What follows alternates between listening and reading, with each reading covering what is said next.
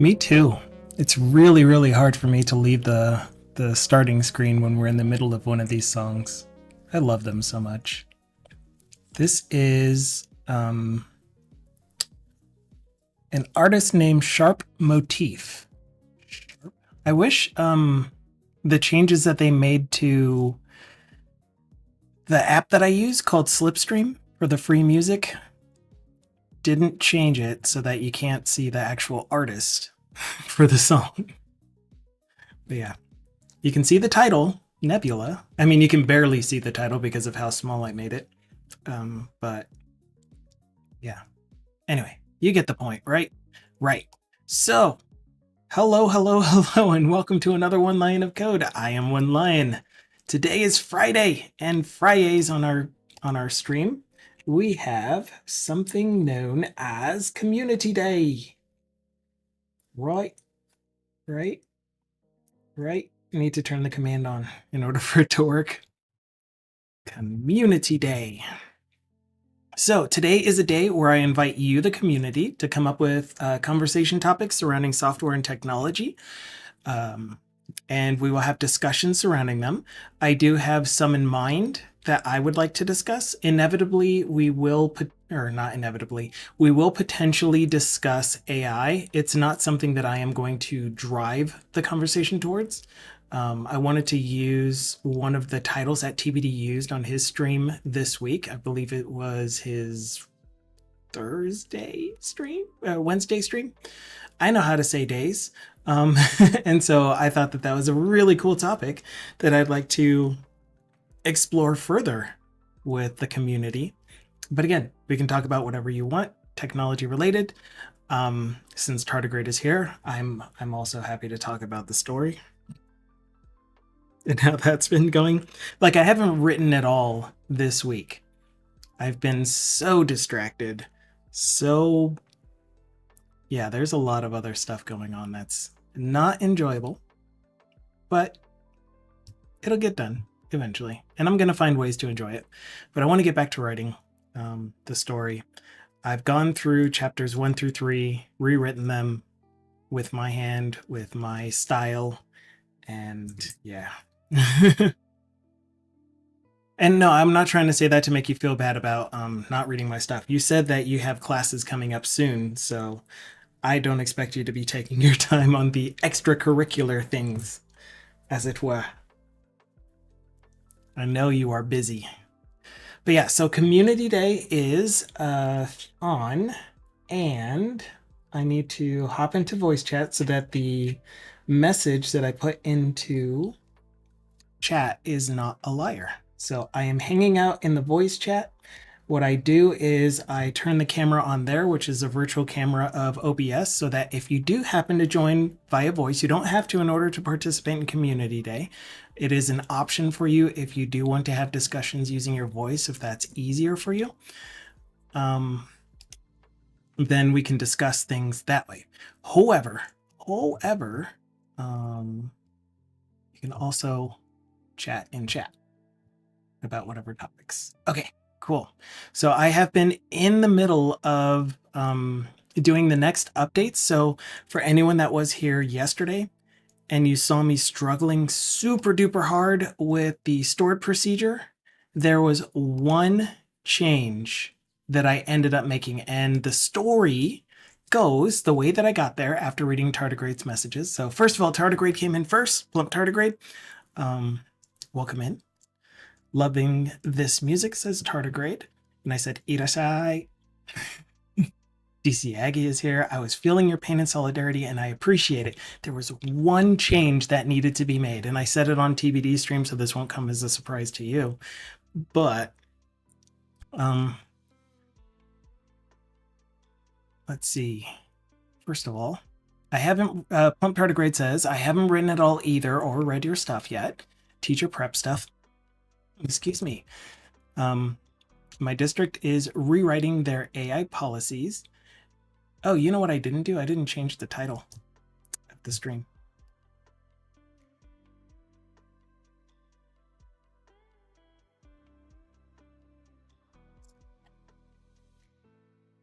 But that's very cool. If you do want to discuss anything about what you guys are changing it to, because um, I'm guessing that there are going to be a lot of parallels for regulations that are going to start popping up in other industries as they are going to be done in software development. I think software development is going to be handled differently when it comes to AI use. But I think we would benefit from seeing what other industries do with their policies, especially in the education system. The place where it's like we want our students to demonstrate that they have learned whatever the topic is that we're trying to teach.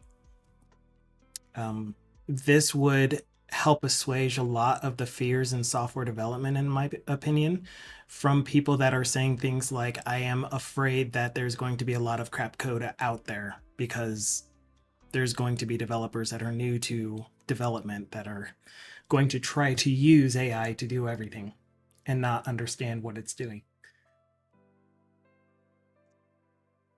I do have differing opinions on that, by the way. I was just voicing things that I have heard. Do you want me to hop in voice chat? Talk about it? You are absolutely welcome to. That's what it's there for. I would love to hear from you. The quick story on what happened with the database was simply that I was using execute as user because I indicated that this process, this RTrack process of doing a record check, this thing here. Are we still running? We might not be running. Hello, Dukasoft.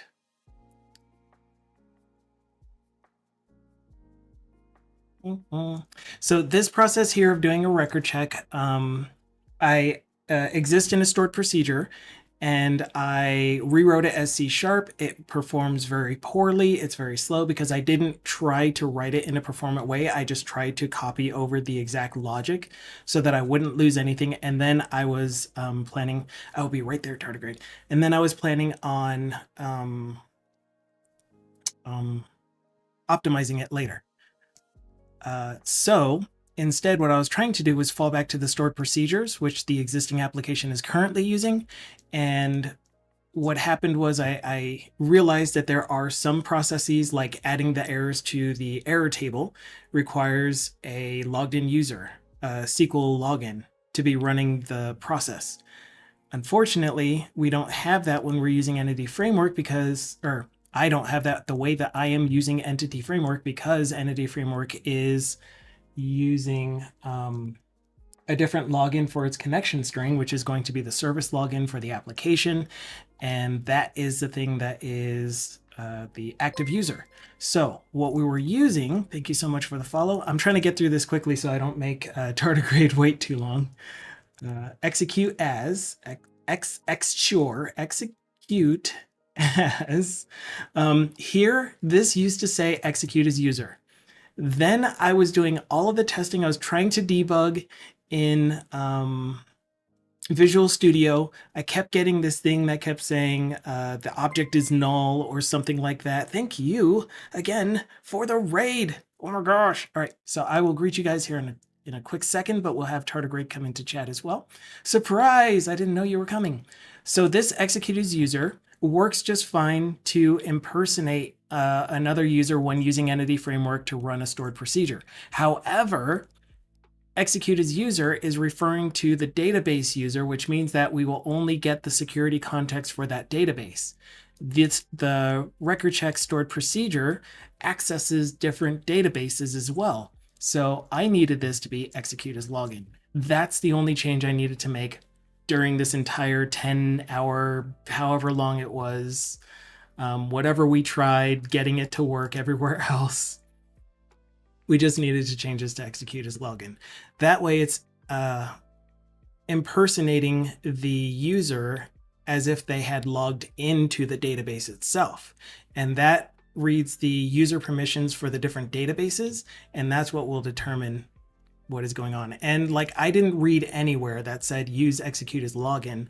I was just like, when I ran one of the tests, it gave me a message saying that the user does not have access to the RMA-AD database in this security context.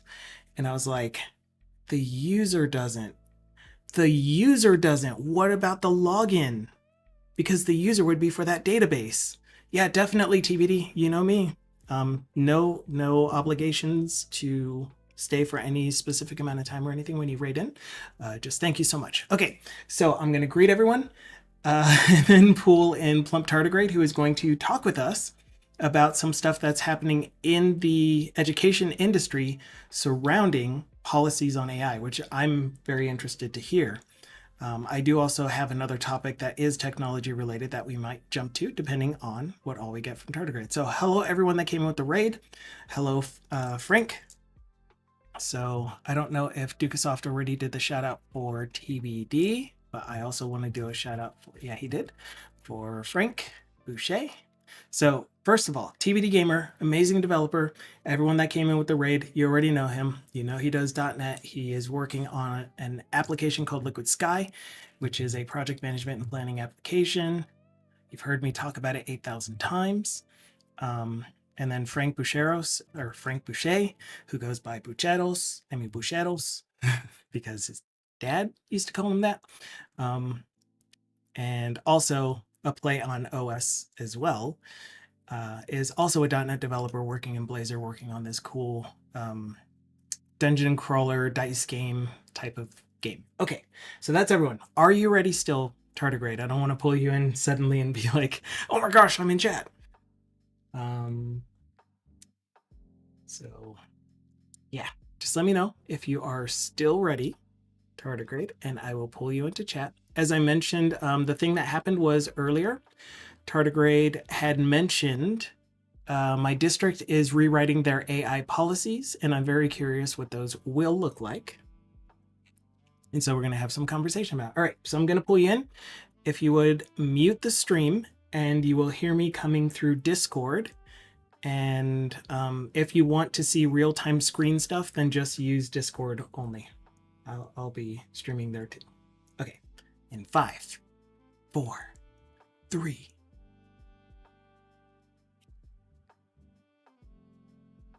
All right, mic check, please. After you unmute.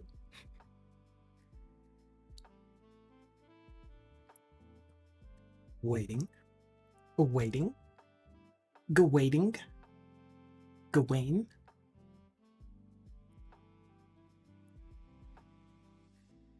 You know, it might help if I actually I uncheck said things. unmute. Can you actually hear Okay, me can in you guys? Discord? Oh, sorry. No, you're fine. All right, am I coming through okay? Yes, you are. And I will control your volume levels. I don't think you need to do anything with your mic. Okay, awesome. Yeah, I should have enough charge on my Bluetooth. Bluetooth headphones. Oh my gosh. Crazy week. Yeah, one line. Hi everyone. Um, Konnichiwa. yeah, so yes, this is Plump Tardigrade. You can call me Plump. Or yes, my actual first name is Arlia. I answer That's a to cool any name. variation of that. Thank you, old family name. Awesome. So yeah, I just a quick background, or I am so sorry. I'm gonna go ahead and give you like a advanced apology. My ADHD is off the rails today. You are absolutely okay. Um, so yeah, so however you want to start, I can give a quick background, tell you kind of what my district situation is, and yeah, we can go from there. That sounds good to me. I like the background stuff. Actually, Oh, introduce yourself, because I'm sure a lot of people have seen you here on Twitch because you are everywhere, which is good, not in a bad way. But what do you do? And of course, for our community, how is it? How do you think what we're about to talk about, could be related to software and technology, software and dev? okay. Yeah, so I am well, I have recently worked as a middle school English teacher. I'm about to move to high school English.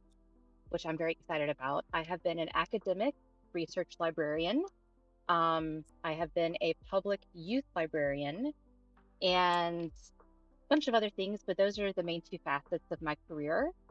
Um, and especially in education, because since COVID, when there was a huge pivot to online and digital hybrid learning in the classroom, regardless of whether school districts are using Chromebooks in the Google Classroom, whether they're using an Apple OS ecosystem with iPads or MacBooks, just regardless of the learning platform, anything, the the integration versus combatant, I would say, of AI Oh, yeah. um, Okay.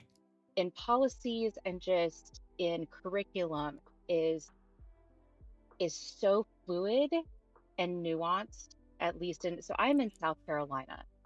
And surprisingly, in the districts where, so I'm actually moving districts this year from one district to another, and the policies are very different as of right now.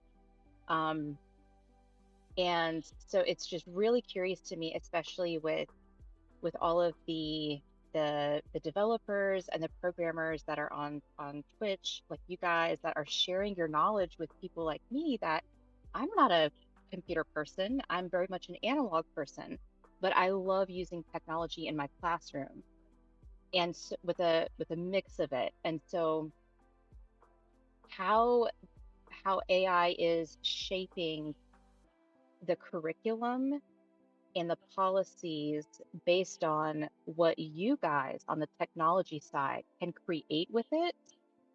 And the, I don't want to say programs, that's not the right word because I don't know all the vernacular for your That's guys' totally okay. discipline. Use the words that make sense to you. I'm sure. I'm But sure they yeah, make and sense for so us.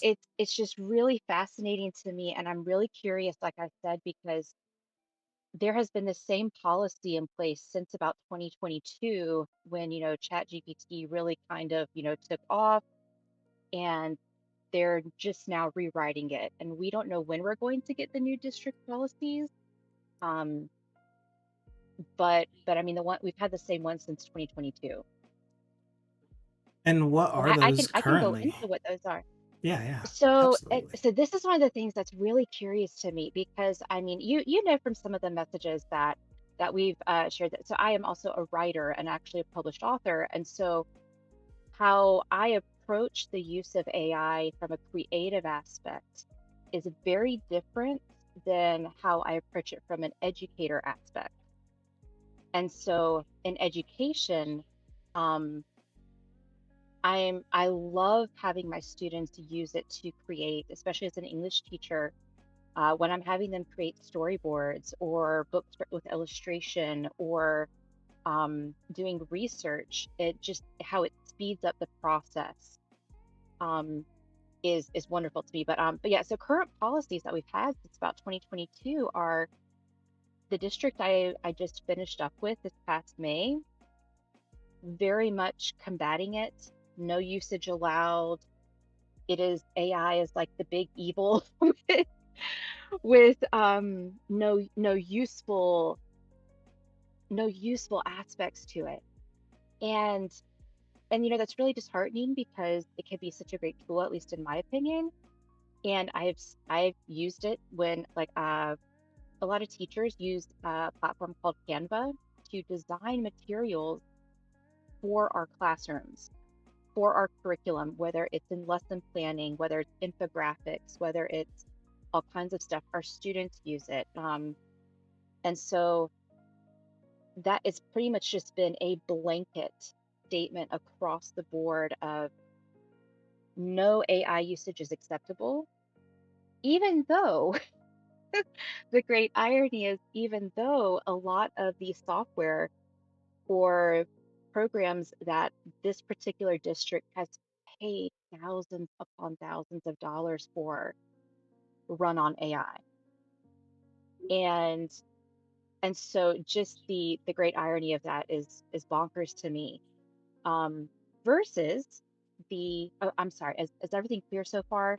Yeah, absolutely. Like I'm already drawing parallels here where when AI was first introduced into using it to do Mhm. software, there was a lot of no, that's just wrong. You're cheating or you are going to displace a whole bunch of people. Here's all this negative stuff. Nothing good can come out of using AI in a software development Yeah. situation. So don't use it. And now it's like, oh, there are certain cases where you can use it. So I think that's kind of where this is sounding like it's about to head. Yes, and so it's like, pulling from like even like I've got it, well, the old one pulled up. It's the bless bless my new district website. It has not been updated in probably the 1990s. Does it But look as but yeah, bad as our that track? uh it's maybe like 5 years newer than that. It's pretty rough. It is pretty rough. They have it to tell you guys how rough this is. They changed the school district logo, changed the signs and everything, and yet they did not change them on the website. So there's the old, literally 1990s, 1980s logo on the website, and yet not the new stuff. And so but but we just literally got a new superintendent that started 11 days ago. So he's making a lot of good changes. But yeah, so the new district I'm with has a much more of an integrative approach, and but also they're very open about discussing the ethical considerations. And so there's an encouragement in a sense, to how can you use this to aid your students to construct your curriculum that actually enhances the critical thinking. Because one thing I have learned teaching middle schoolers and now working with high schoolers is that if you tell them that they cannot access something, they will hack a way around it faster than anybody. Mm, And so, absolutely. but because I mean, just telling them no, like, no, you can't do this. And so instead putting that energy and that imagination toward, okay, how can I use this to make my work better? But at the same time, finding that line of, are you actually comprehending and retaining the information you need to? Because and I mean, just from an English perspective, um yeah, Dukasoft's like loved working around school restrictions. Oh yeah. One of my sixth grade girls who was a total K-pop girly. I don't know if you guys know what a K-pop girly is, but oh I my would bring gosh. up pictures, but yeah. So total. I mean, this is an 11-year-old child, brilliant, absolutely brilliant. She found a way around the school's firewall to get to YouTube just to listen to her K-pop music videos. And so and I'm like, hey, listen, if you can do it, as long as you're not hurting anyone or yourself, I'm okay. Um, but yeah, and so but the whole thing with that integrative approach with AI and education is, where is that line, especially for me in English and literature? Um, oh hi, eat of the two pie. Sorry, two eye pie. Um, but that line in education of, especially with vocabulary and especially with literature, like my students know, like I have a strict, like, no, you write your own papers, Mm. you write your own essays. But if they need help with pre-writing, if they need help with generating ideas, if they are struggling with, maybe, because I will be the first person to say the vocabulary curriculum they give us is horrendous. And if they need an alternative definition to something and I'm not right there beside them to give them that alternative definition, because I've got 30 plus kids in a room, then yes, use this app, ask ChatGPT for an alternative definition. Just do define such and such on Google, because you're going to get the AI answer popping up in your results initially anyway. And so but yeah, finding that line and making sure that my students um are actually retaining and comprehending, that's that is where I am struggling, and I'm very curious to see what my district's new policies will be. We were supposed to get them by July 1st, but then we suddenly got a new superintendent, um, and he's actually from the State Department of Education, and so um, is that? I'm so sorry. I'm trying to see that. Is that like a waving bird from Stony Eagle? Yes, I'm that's so Stony sorry. I Eagles. totally. I'm so sorry. I told you my You ADHD is really like don't off need the to rails today. apologize for it, though. You really don't. You have nothing to apologize But for. yeah. So finding where that line is and realizing that one of the things that I constantly tell my students is very few things are absolutes in life. You have to allow for flexibility. You have to allow for room for growth. And whether that's, how they write, gaining vocabulary, how they're doing in their math, their science classes. And so, yeah, I'm very curious to see what the new policies are going to look like because I don't know when we're even going to get them. And the first day of, so teacher in my district, I go back for teacher in service in less than 2 weeks. And the first day of school is July 30th. And so Right we around the don't even know corner. if we're going to have policy. Yeah, we don't know if we're going to have our policies in place even on the first day, but we need them because the very first day of school, students turn in their summer reading projects Mm, and they have to submit them online. And so we're like, okay, well, how are we handling this? How is this going to look? So especially like with what from the technical side of things, what you guys handle and learning more about the coding and the programming, like, okay, so when my students are using this to search, when they're using it to find something, when they might be using it to aggregate results. Um, especially that. it's really it has honestly helped me. So yeah, okay, now that I will take off the teacher lecture hat. You are absolutely Um, okay, though. That was really great to hear. Um, because, again, I am just seeing so many things that are being decided already in education as far as like how to use AI. Um, so, like right now, you're indicating, at least from what I can tell, and you can definitely correct me if I'm incorrect about this, that you are okay with using AI in the creative process, but like not only relying on it, of course, utilizing your own imagination or whatever else is needed to get the assignment done. But where is the line? How can you correctly identify a line for utilizing AI in that way in your classroom specifically? Let's just keep the scope small for now. so one of the things that I have done is um, every student I provide, everyone has a just a basic composition book that is their pre-writing and planning kind of journal notes situation. Cool. I Not like their this. actual like not their actual like, binder or notebook where they're taking notes, but just their pre-writing space where it can be as messy as they want because so much of pre-writing, at least for me, is visual. I'm a very visual learner, and Oh, so see. I expect a lot of my kids to be.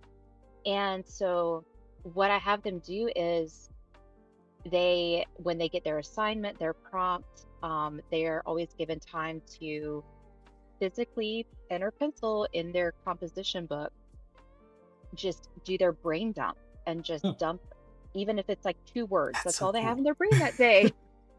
Um, just dump out the 2 words. And take time to really let it marinate because I mean, bless their hearts, they're hormonally handicapped, their brains are elastic, they're struggling.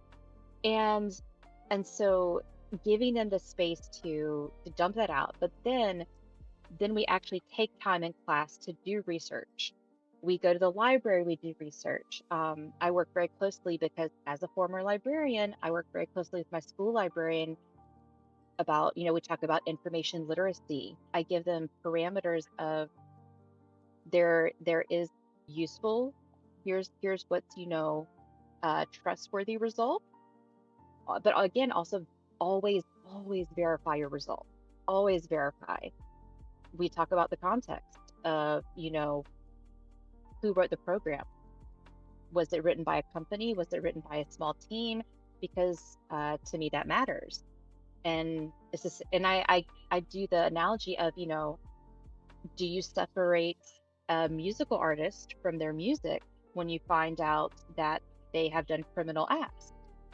Where does that line fall? And a lot of that's generally on a subjective basis for my Right. students. But Mm. but but yeah, so in my classroom they start out on paper, then they move to digital tools, and it's a constant back and forth. And so I always tell them, like, whatever you Cool. find online, please make a physical notation of it in your writing, because when they turn in their essays are turned in digitally so that I can run them through program for plagiarism.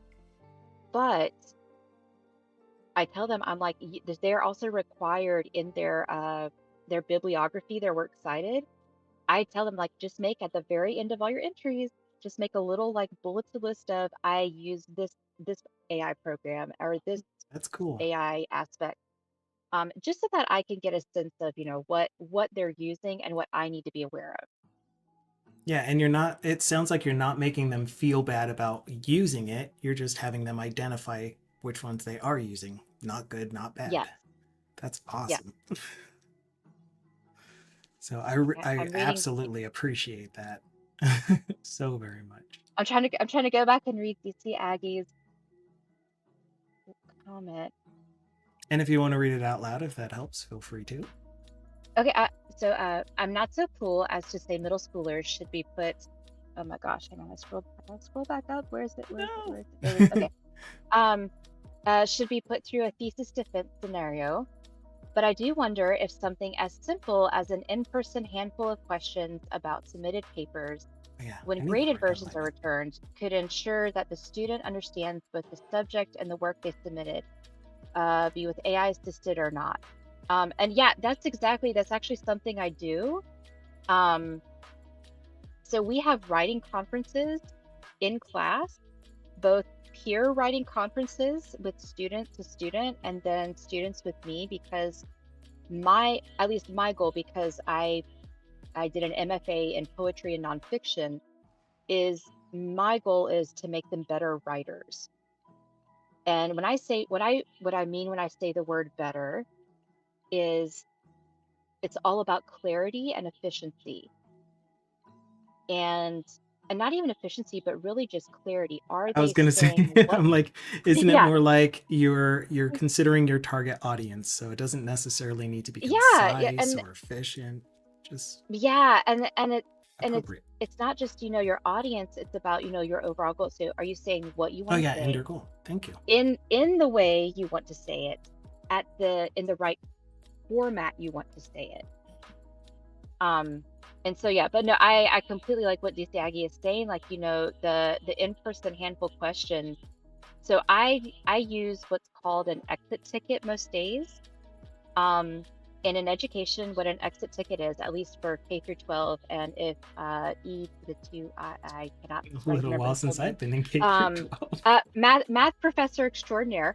Um, uh, I don't know if he has even heard about these with his collegiate experience, but in K through 12, an exit ticket is, it can be a question through a Google form. It can be a verbal question. It can be a scrap of paper. But literally, students, as they line up to leave the room, you're at the doorway, they have to give you the answer to the question before they can exit the room.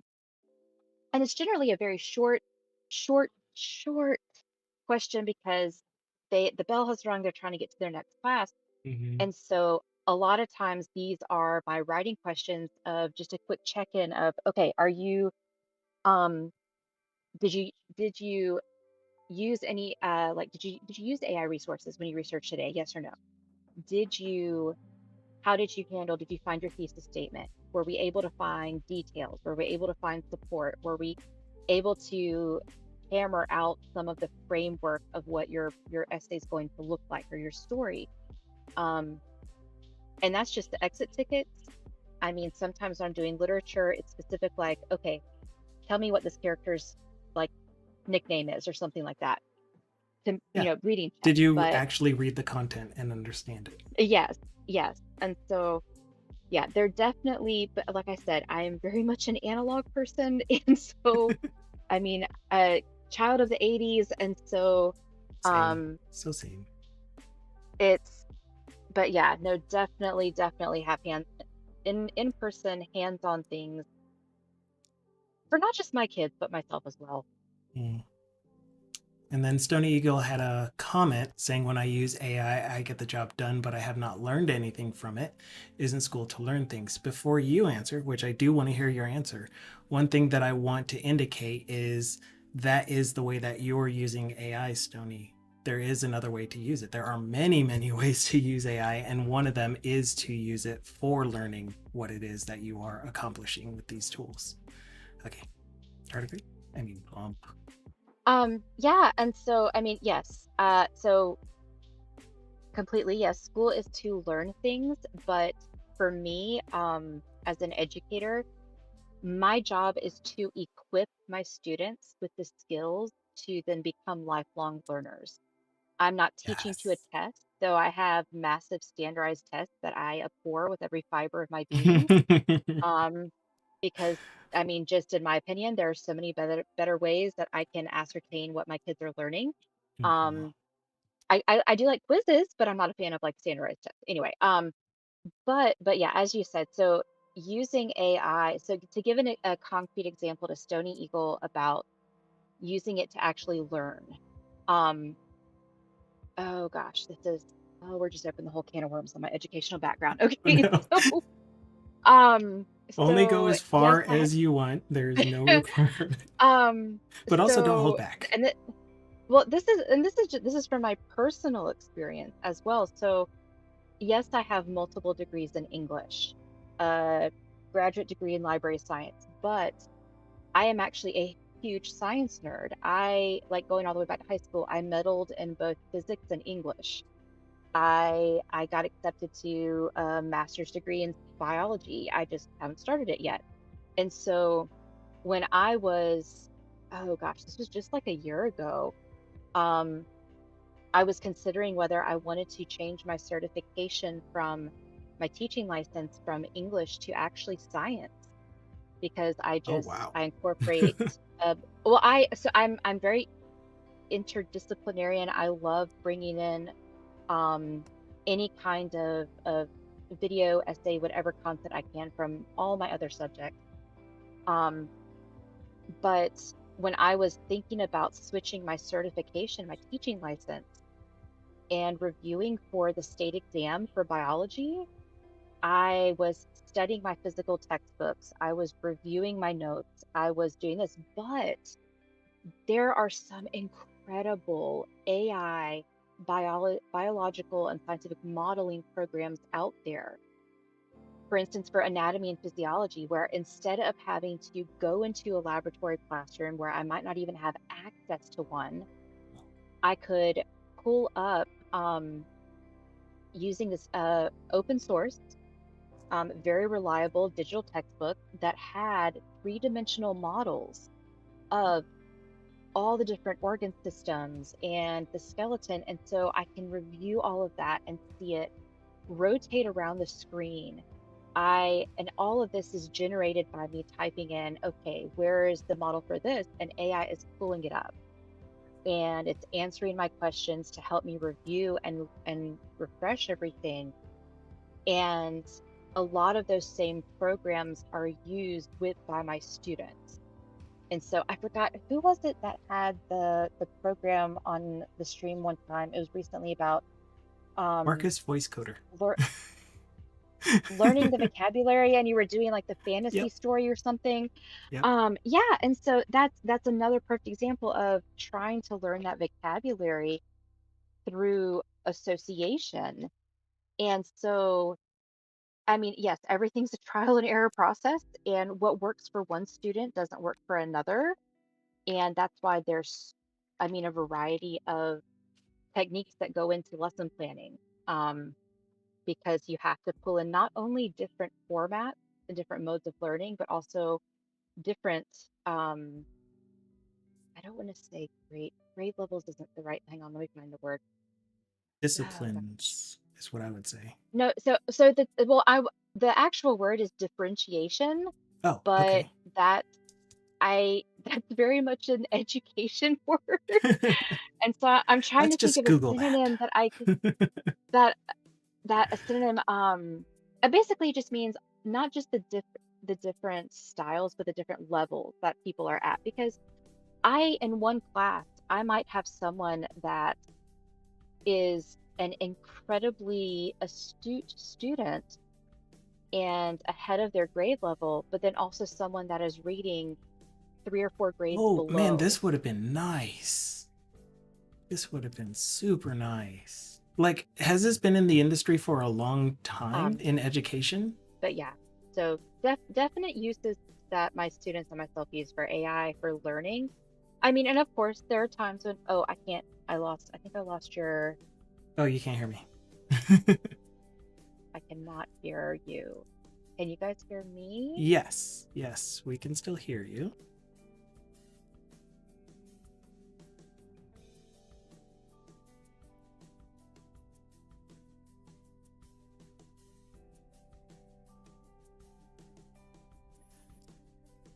You need my headphones?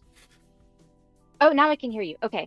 Awesome. So, one thing that I was asking, or one thing that I mentioned, commented on, was when I looked this up and I Googled it, and AI told me that it is essentially teaching the students at the level that they are at within the same class. Does that sound right? Uh, kind of, kind of, yes. I mean, yeah, yes, I mean, that's part of it, but yeah, you're Okay. teaching them at the level that they're at, but yeah, so because of the varying levels and the varying learning styles, um, involved in instruction, it's definitely helpful in some cases to have AI as a backup because for me, AI is a tool. It is just another tool in my toolbox for how am I equipping my students for what they need to know Right. and what they need to learn how to do.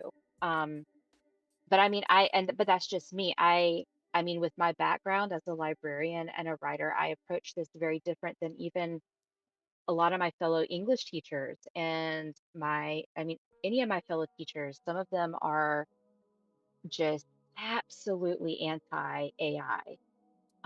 They see it has no use, no No no added use at value. all. In fact, it'll Yeah, only and pollute it. The only thing that you're teaching, and I wrote this one down so that we could talk about it. The only thing you're teaching your students is how to prompt to get the right answer as opposed to how to do the research to come to the right answer. That's yeah, what I exactly. think a lot of people are afraid of. So how do you mitigate that? I mean, like you said, you have the exit ticket question, you have hmm the journal, which is really cool. I would have loved that. Oh my gosh.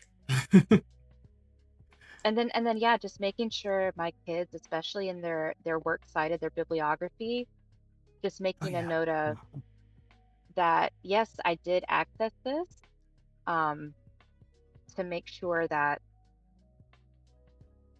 I mean it's aware. I mean, people are aware. So Awareness. Yeah, that's a good one. yeah. Like one of the things I wished would have been a thing when AI was first coming out is, of course, as I'm always talking about, some kind of guidelines, some kind of standards that say, here's how to responsibly use AI in whatever it is that you're doing. Instead, it came out as a product that you can pay for, people can make money off of, so use it as much as you can, which was kind of annoying. But now that it is here and out, it sounds like the only response that we're hearing, or I guess not the only, the loudest response that we're hearing is it's stealing, it is dampening creativity, and adding to laziness, I guess. So it and seems like you and have a that's very different stance yeah. on it too. I mean, and that's definitely, as you said, the most prominent, the loudest take. And that's why, like I said, I ask my students, I say, okay, listen, what are you using? Who created what you're using? And have you verified the result? Because just like one of the things that one of the parallels that I love, like when you guys are going through your lines of code, you're constantly testing, making sure things are working because in this, I mean, it's just like coding is a language. I mean, I'm working with the English language. Punctuation matters. Oh my gosh, does punctuation matter? Verb tenses matter, subject verb Let's disagreements, see, Grandma. vocabulary matters.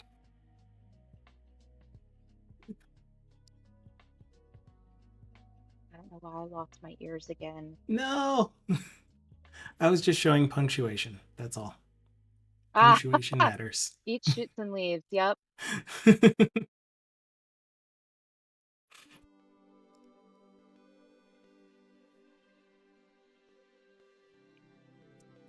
Oh my As the gosh, I'm person who gonna lose my created it ears recently told it again. to say that there are.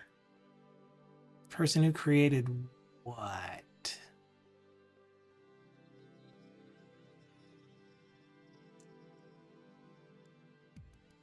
We're waiting for Tardigrade to get her ears back. Have you gotten your ears back? Oh, I think Oh, DC okay. Aggie's asking, yeah, the AI tool. Can you guys hear me? Yeah. Yeah. Yes, so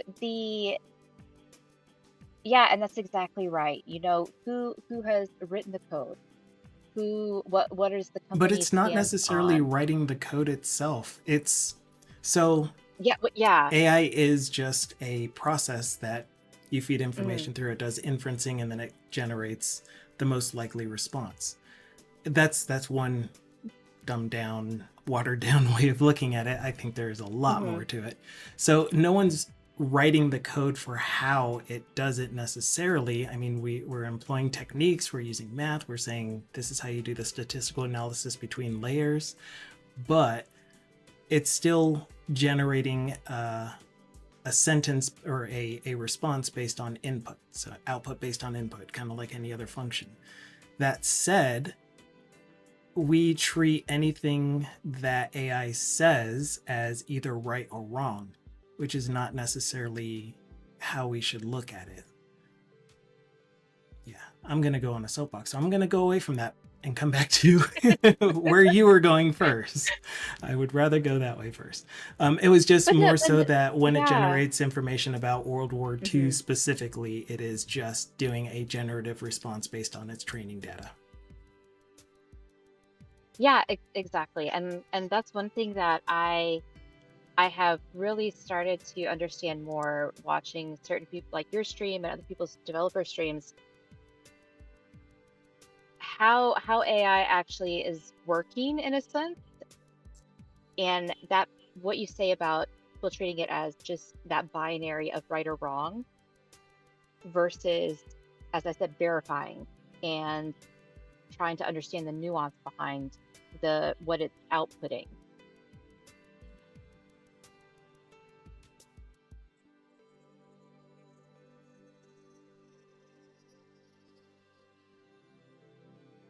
And then she gets quiet. I am having like the hardest You're issues. So like absolutely okay. I don't know what is going on with my ears because like I it's so weird. I can see like I'm checking my settings in Discord, like my mic is fine. I mean, I I don't talk very um, much. I don't make very much noise at all. I want to give but you but then the it opportunity. but then it's like all like if I say something and then I see your mouth moving and then I don't hear anything. Really? I need to Yeah. stop moving my mouth. No, and so I'm Am I because I got wording what I'm typing or something? well, and I'm like I don't want to miss, like it's a conversation and I'm looking at chat and I'm like, okay. And but so it's fine. What I tell my students every single day I'm like, listen, if it's technology, it's only good when it works. Like, Not but I mean, if necessarily. I know, but like for education, like with our, yeah, Okay. it's Okay. just kind of a running joke in education, given the lack of hardware and software updates. And a lot of schools were built in the 70s and 80s before you needed internet in the schools.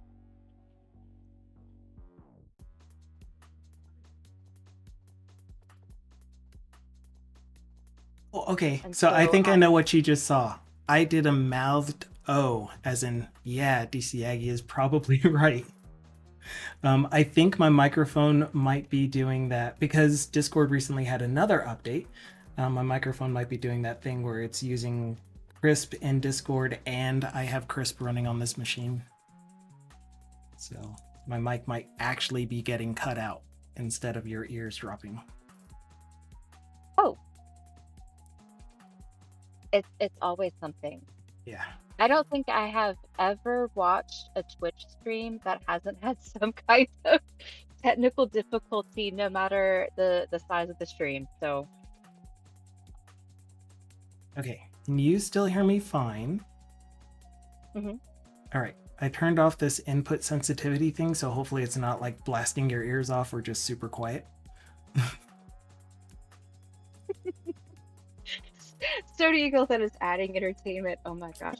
But and this is the thing, like I had no idea that Twitch had an educational side until I only knew it for writing groups and for something called NaNoWriMo, which no longer exists. And so then finding places like Science Streams and Nervino and BitGamey and everyone, and it's like, oh, this is amazing because I can now recommend these sources and these streams to my students and say, listen, and then like e to the 2i pies, like Matt when he's instructing math. I mean, like there have been so many times where I've sat in some of his streams and I'm like, oh my gosh, why was it not explained to me like this when I had calculus in college? Like this is not fair.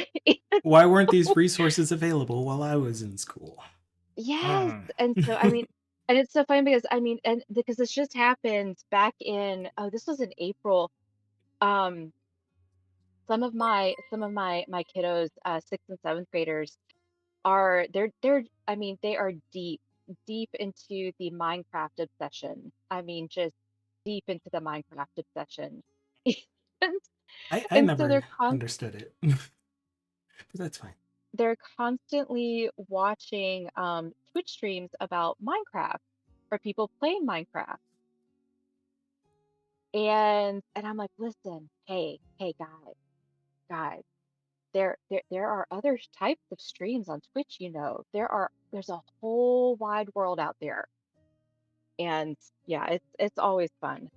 But How crazy would that be? yeah, it's but yeah, as People far as the AI like stuff, teaching them at an early age that there are I'm software waiting. and game dev streams. I'm hoping actually that nothing, and I see your mouth moving again and I don't hear a single thing. Mm. I'm watching the little monitor in Discord and it looks like it's picking up. It's not cutting anything out. Egg nabbit. Mm.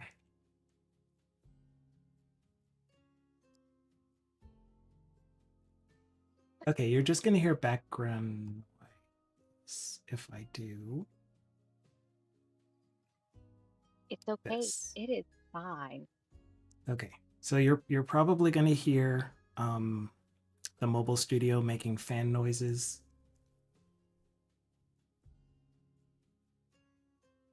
That's okay. Yeah. Blech. I'm used to dealing with a lot of background noises. I mean, I'm a teacher, so when you have a classroom I'm full a of professional. I'm kidding. I'm kidding. when you have a classroom full of very hyperactive preteens or teenagers, oh bless. That's why I a lot of times I just stand there with my coffee mug taking a sip and I'm like, guys, get it out. Get it out. You have 5 minutes. Get all of it out. Walk around the room, bounce up and down, do jumping jacks. I don't care. Um, Oh, okay. You see, my 9-year-old nephew came to visit us, and I never saw the green screen Never. as such and was curious what it was. When I told him I use it for streaming on Twitch, he was super excited until I told him it's not at all like the streams he watches. Oh, bless his heart. Oh my gosh. But see, you see, Aggie, you should have used it as a teaching opportunity to say, okay, but there, like I said, there's a whole wide world out there of fun and informational Twitch streams, and you never know when tangents are going to happen. So yeah, everything. Yeah, not everything is a teachable moment, but yeah, it's yeah. I did not realize how enamored a lot of my students were with Twitch streams until just in passing I said, without thinking, I was like, they're like, "Oh, Miss F." And because yes, when you teach middle and high school and your initials are AF, it's always fun. And so they can't say my last name, and so like, "Miss F, um, are you on social media?" And I'm like, yes, but only under a screen name that you will never find. And because I don't have my physical picture up hardly anywhere, and they're like, I was like, but I was like, you guys know I do love tardigrades. And so then they go on the hunt. They go on the hunt for, okay, Of how course they do. many how many usernames are there with the name tardigrade? And I'm just like, Oh gosh. you can try. You can try. I have privacy settings for, because my I mean, especially with social media and my students, I take a very strict stance. I'm like, I do not allow you to follow me until you have Mm, mm. graduated from my class. So, but yeah, no, I'm very, yeah, Dukasoft, yeah. It's fun. Like it's this, oh gosh. I posted it in my a picture. I think I posted it in my Discord this morning.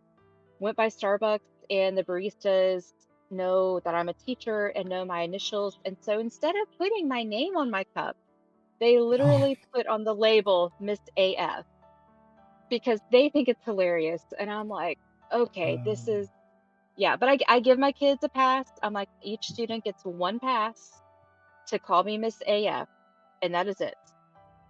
And so, although I will say it's going to be really curious because this is a new district, a new school, and I still don't know what grades I'm gonna have between ninth and 12th. And so I am really curious to see how what they're gonna do with my initials because last year I did have one student made me an adorable sign that said English AF. And I was like, oh heavens. Okay. I will say this.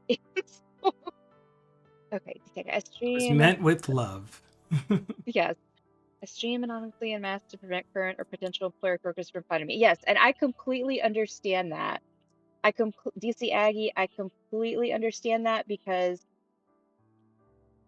sometimes, I mean, especially being a teacher, and you have to be very careful, even though you should have the freedom of speech to say what you would like. Um, you have to be very careful, especially as a teacher, in what you are posting, what you are saying online. Because now that's one thing that with my new district, they actually have it written into the contract about social media. Not that they have control over it, but that if you post something that is harmful regarding a student, that is actionable on their part, which I understand to a certain extent. But definitely lines. But yeah, uh, yeah. If I start streaming, which I would have already been streaming by now, but if I start streaming on Twitch, I doubt I will actually use my face. It would probably just be voice.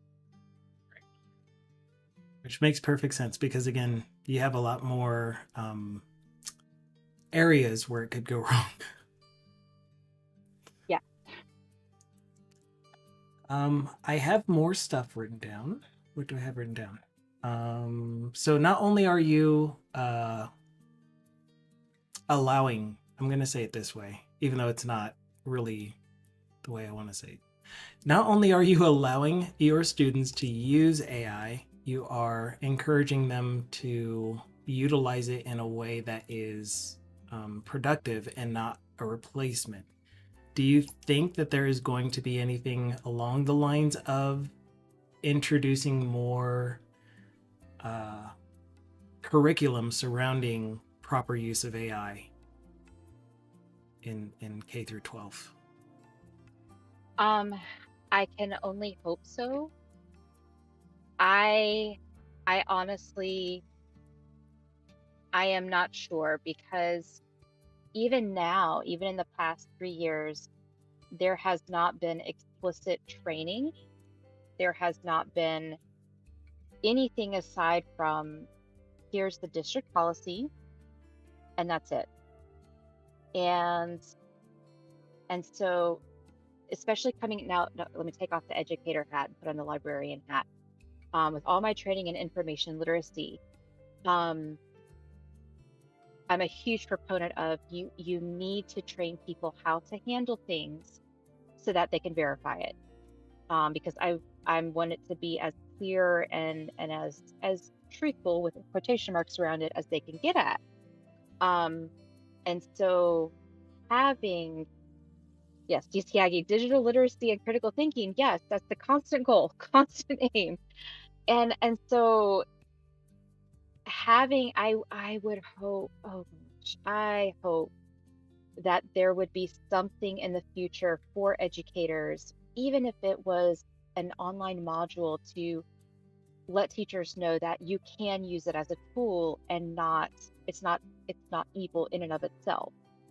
And so I hope, but I honestly have no idea if that's going to happen, especially where I live in South Carolina, is in some ways they are on the ball, and on other ways they are way behind.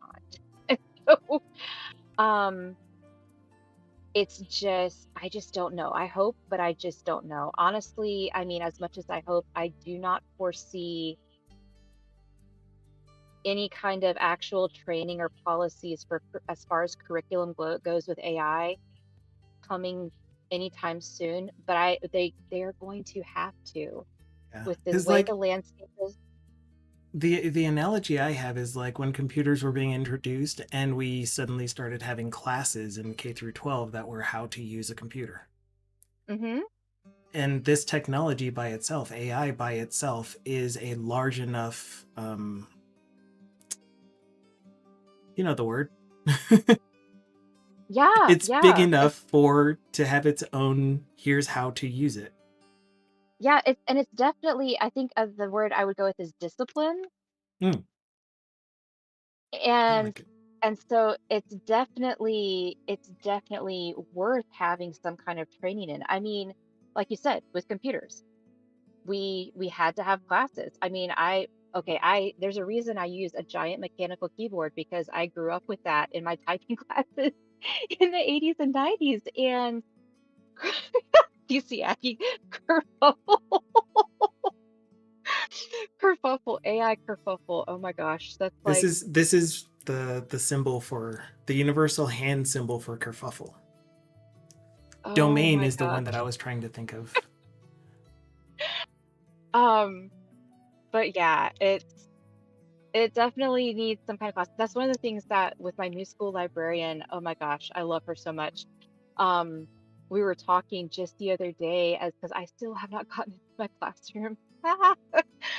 Um, and we were talking the other day about, what I can do with her to incorporate that digital literacy, that information literacy, and AI stuff because we were talking about, when are we going to get the new AI policy from the district?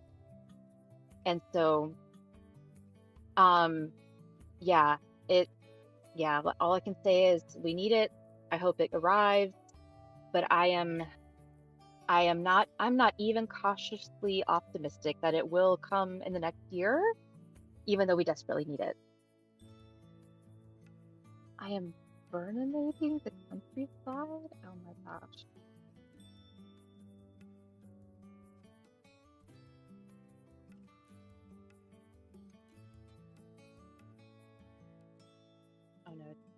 audio again. Boo. That's not you. That was me. I muted my microphone so you wouldn't have to hear the fan sounds. I said consummate beast, Thindle. Why are you burning things? It's an old meme. Burninating the countryside is an old meme?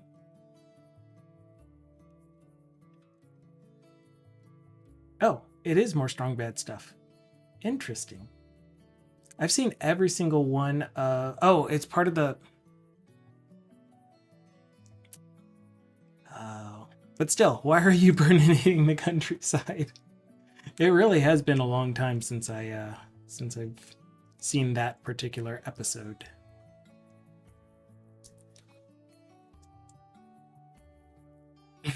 DC Aggie. I love libraries. I love libraries. This is core to me. Yay, all the Public library love. libraries. I think I mentioned this before, but my wife was also a library technician. Since she didn't go to school for library science, she wasn't allowed to be a librarian, but she really did have all of the skills, and she was doing cataloging, she was doing resource description, and whatever RDA is called, which is kind of weird because that never went anywhere. Oh, absolutely, because I mean, they're by far,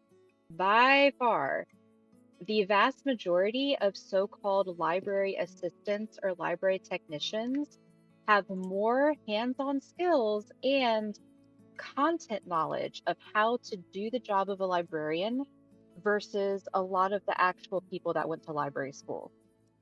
And that was the only reason I went to library school, is because I was so frustrated at the university I was working at. It was like, oh, well, you're the like cataloging assistant. And I was like, bump this. I'm doing this. And then as soon as I had my degree, then I was made a library supervisor and a research librarian. And so um okay, I'm missing chat. Okay. No, that's But it's fine. going to be like reading like, okay, so Sindel, bless your heart. Bless your heart. I know you're not trying to be a poop. Okay, so real quick, soapbox Absolutely, for please do. library science. So as a librarian, you have no time to read at all. Because think about it like this. You are responsible for not just books, but all of the digital resources, databases, And physical magazines, resources too. Like the the Bruce DVDs, Clark Library had fishing poles that the library yeah, would yeah. actually check out. And it's not just about making sure that, oh, this person checked this item out and then they're returning it. It's not just it's not a matter of keeping track. You are curating an entire collection. I mean, it is a massive undertaking. You have Oh to yeah. think about what do my patrons need? What is coming down How are they the going to pipeline? search for this material? What are the national guidelines? Because there's the national association, AARC. your state association. It is, oh gosh. And okay. So the card catalog, oh, this makes me so sad, but at the same time. So my last library I worked at, they gave me the old card catalog, still full of the original cards. I used it as a display in the children's department, but I took all of those cards out and I turned them into bookmarks. And so you had fun bookmarks about dinosaurs and rocks and music and art and all kinds of stuff. And kids were like, "What is this?" And I'm like, "Well, let me tell you." What Um, is this? Oh man, that makes me feel. seriously. So I know. And so I mean, and there, because it's been There isn't over much two that years. makes me feel old, but hearing someone say, "What is this?" when you give them a card from a card catalog. And yet, yeah. So Dukasoft, you are right. So the Library of Congress, at least a year and a half, 2 years ago, does still make cards for every single item that they have come in. At least they like I said, at least 18 months, 2 years ago, they still did that. I'm pretty sure they still do. because, as we all know, electricity goes out, the internet goes out. You're not always going to have access to your database, to your system to search your catalog. And so, but yeah, no, my brother, one of my older brothers, love him dearly. He's an architect. He's very analytical. And when I became a librarian, he had the exact thing. He goes, "Oh," he's like, "Well, you've always liked to read. You're just going to have so much time to read." And I was like, Come here. Like, you're 6 inches taller than me. Come here so I can swat you with a book." Like but I mean, but Because it's that's the all you same do thing. when you're in a library. You sit there and you read. But I mean, I'm sure you guys as computer people, as coders, as programmers, the kind of comments and questions that people have about your work, it's the same thing. Right. For me, it definitely does get. No, it's not about me. Moving on. Um, but yes, absolutely. I did also help out, and this is why I know some amount of working in a library, at least, because Christy has worked in the Bruce Clark Library at Fort Leonard Wood, which is one of the largest Army libraries. Mm-hmm. Um, and they had like Fort Leonard Wood is where all of the privates for Army go through, or not all, but you know what I mean. There are so many. They Mm-hmm. have chemical school, they have an engineering school, they have all of these other schools. So that library needed to have up to date or even very very Oh old yeah. stuff, special collections that are in a chained Mm-hmm. off area, and interlibrary loans, and they had Yep. book programs, and oh my gosh, everything. So there were like One of Yeah. six employees. It's crazy. Okay, when Sindel, when you say scan newspapers, do you mean like Microfiche. microfiche or microfiche? Yeah. Yeah. Yes. Yeah. So at the university library I was at, and they still have it, they had the entire print of the National Geographic magazine on microfilm. And I was actually one of only two librarians that knew how to work the the microfiche reader, and so that was real fun. But yeah. But no, one of my favorite library stories that just still to this day blows my mind is with interlibrary loans. So the university I was a librarian at, was also the library not just for the college, but for the governor's school built right beside it. The South Carolina governor's school system is for very academically or artistically talented students in their junior and senior year of high school. It's a residential school, fully state funded.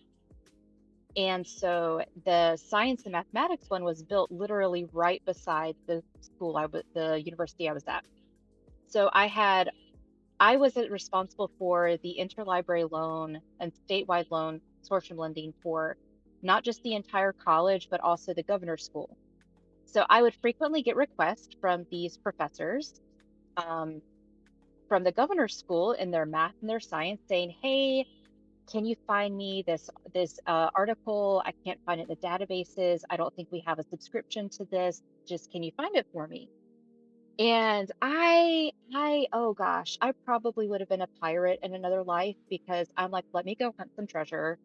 I will find, if you say you can't find it, I will find it. Research librarians are the And best. I loved oh my ours. gosh, it's so oh my gosh, the dopamine hit is incredible. And Yeah. so long story short, I cannot find, not even the Library of Congress databases has a copy of this obscure OCLC? article. No? No, no one. It was an article about the mathematical deviations in underwater acoustics. I have never forgotten this. And so I'm one of those people where I'm like, I tell my students all the time, listen, if you don't know, ask. It never hurts to ask. It never hurts to ask. And so I looked up the original author of the article. I found his university in Qatar and I emailed him from South Carolina in the United States. And I read a very polite email and I said, this is who I'm requesting this article that you wrote for this professor. Here's his email, here's the school, here's all this information. Is there any way you could find it in the kindness of your heart to send me a free PDF of this article? And now I think there's like it's either 10 or 12-hour difference between where South Carolina is on the eastern seaboard and where Qatar is in the Middle East. Literally within an hour, the professor had emailed me back with a PDF from Qatar. All because, all because I asked. And this is the beauty of libraries and interlibrary loan. And yeah. So, okay, okay. Dindle, please don't hate me. This is where a rag and an LM would be awesome. Yeah. Do you know what rag is? I don't know what a rag is. I know what an LLM is, but I don't know what a rag is. So rag is retrieval augmented generation. It's essentially there is this other database that has very specific information to whatever it is. Like for Library of Congress, it would be all of their records essentially. And Oh, so okay. there's this database that it can look up in and then be able to find the exact document. The LLM itself could use it.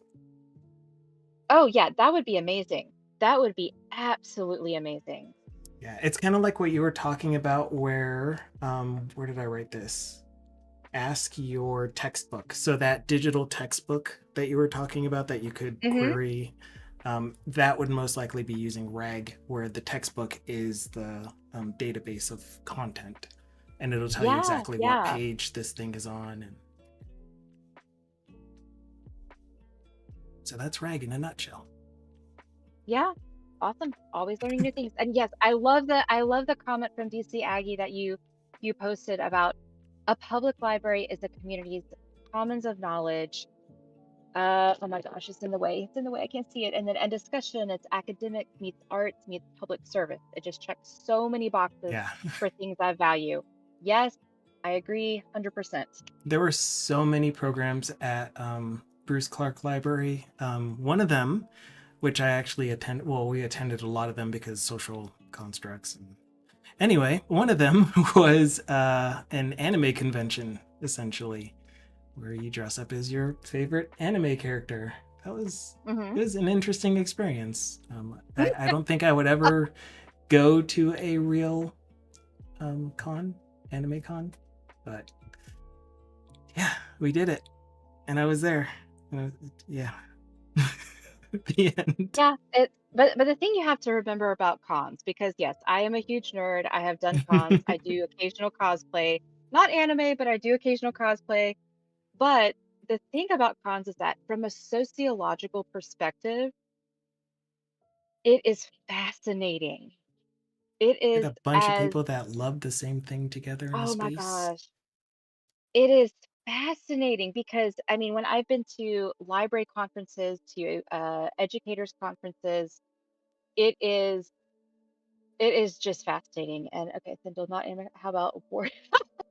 Okay, so funny story about Warhammer. Oh my gosh. So I I love did story not time. know, I did not know what Warhammer was until one of my nephews, who is in his late 20s, he is a computer cybersecurity person. And he is like a DM. He does the whole shebang of like Warhammer and D&D and D and all this stuff. And he has all these little figurines.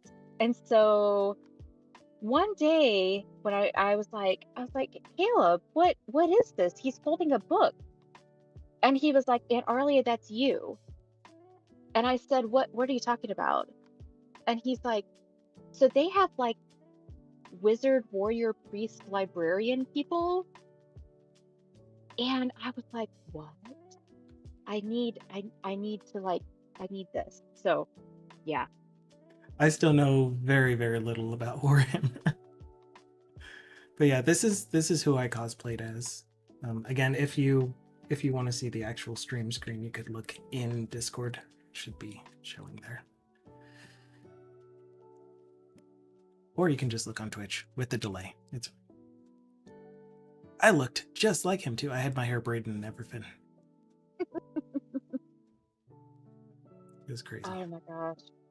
Yeah. And Christy cosplayed as Arachne. That has an H in her name. It was awesome. Very, very cool. We we did arts and crafts when we did this too. Created our own. Yeah, it was fun. It was very cool. Wow. Yeah.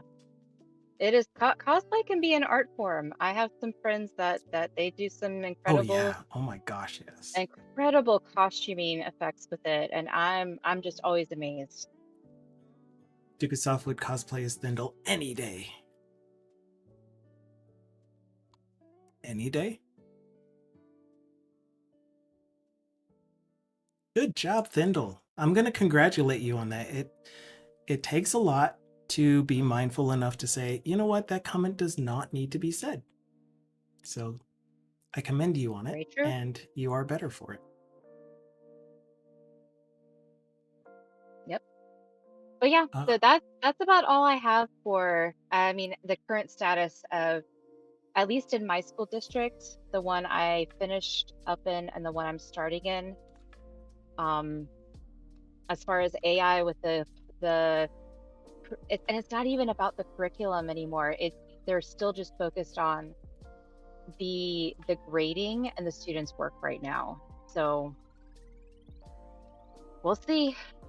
We Well, will see. definitely let us know, especially if there are things that are like, we are going to actually regulate the use of AI and how exactly that's being done or being enforced even. Yeah, that'd be very cool to hear. So you're definitely welcome to talk about anything else you want while we're here.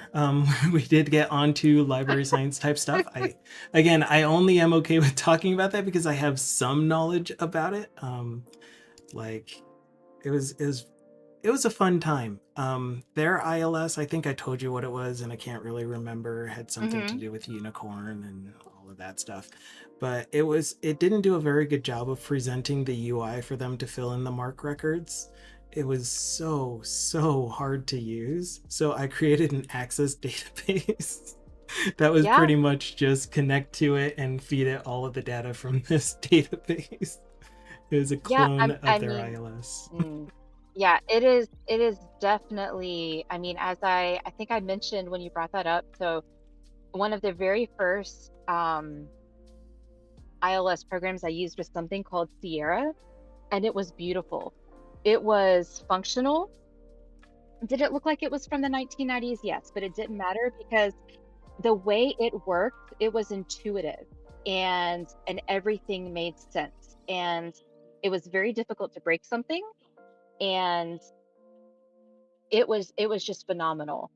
And then the entire state of South Carolina, for every single academic college, university, technical school, changed contracts to use something else called Alma by Equilibris, and which was designed by Israeli defense contractors that were not librarians. And so, yeah, it was not good. It was not good at all. But okay, all right. This thing looks What did the say? very different now. Oh my goodness. What do librarians think of Is this really what the ILS looks like? Wow. Okay, Thindle. Okay, when you say what do librarians think of generative AI and auto-generated slop, are you talking about like AI generated literature Content, yeah. content? I can give you a quick rundown on what like okay, so the basic it's not a law, but the basic American Library Association policy, although I haven't checked it in the past year and it probably did change, is that when it comes to choosing materials or content to put into libraries, they don't have any say on it. It is up to the library, it is up to the state with a public or private or academic institution to decide, is this an acceptable type of content, an acceptable book to put into our collection? And that is so subjective because from the writing perspective, um, there's a very hard line of AI use to do pre-writing is totally okay. But people writing, as you say, whole books using prompting, that and that sentence, that phrase is you can use a prompt to write, like using an AI prompt, totally okay. But if you are purely using AI to write like the entire text, that is an issue, especially depending on what AI you're using. Um, and so the libraries, I know the public and the public, the private, and the academic libraries that I have dealt with, and I've been on quite a few state committees uh, for in South Carolina for library issues. Of course, this was like, I mean, this was before ChatGPT became a thing. This was back like right around 2021 was 2022 is the last time I worked in a library. Um, it's still very much up to the libraries about what you want to put in your collection. I mean, because and what you want to put in your collection depends on your patrons and your community. And because the general rule of thumb or the ideal that most librarians work towards and the ALA ascribes to is that the libraries are not for the librarians, they're for the patrons.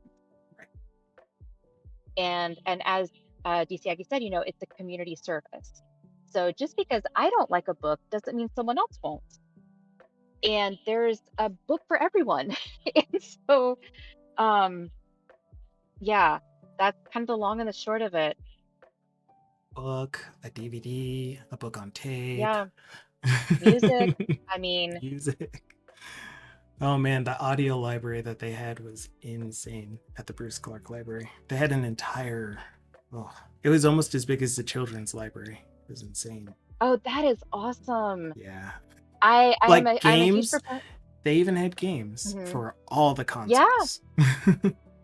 yeah. A lot of libraries. So in North Dakota, I lived in North Dakota in 2024, and the Bismarck Public Library had a massive entire section that was both board games and then console games. So cool. And so, and they were, I mean, they were like, you could only, especially with the board games, they're like, yes, you must make sure all your pieces, your cards, all your papers, everything is still in.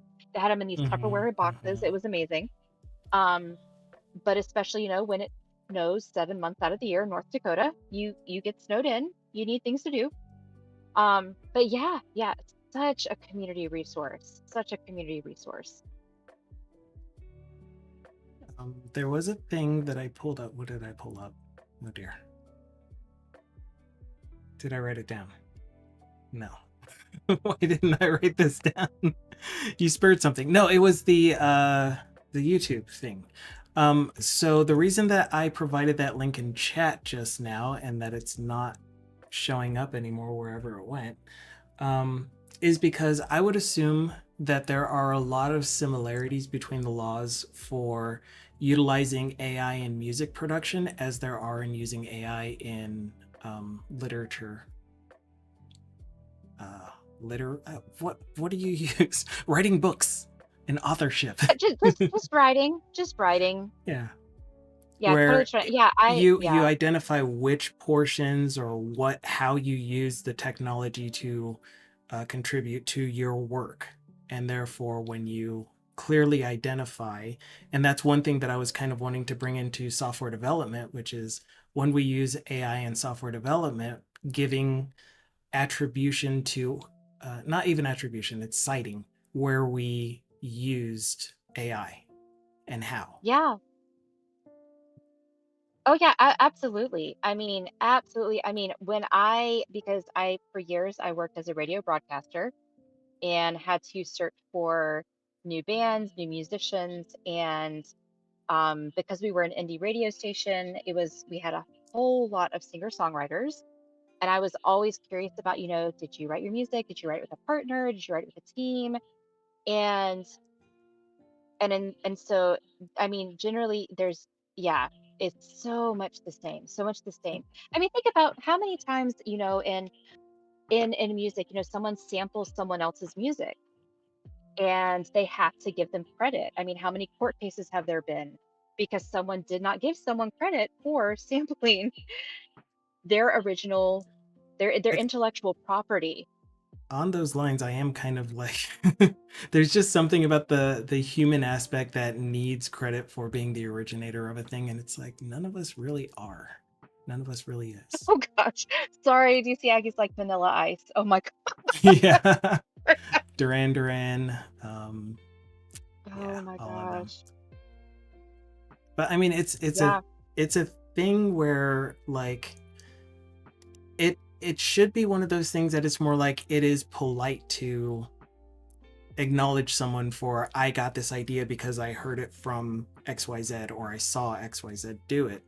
Hmm. Um, and the argument against AI is that you can't do that because you're getting the information from this thing that was trained on all the available data in the world, essentially. So you can't quite say this riff or this part of the song was used or was trained on Vanilla Ice or I guess Queen at that point in time. Yeah.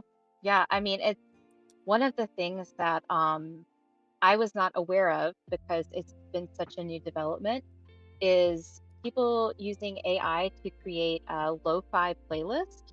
Hmm. And so I because may I have love you, done that.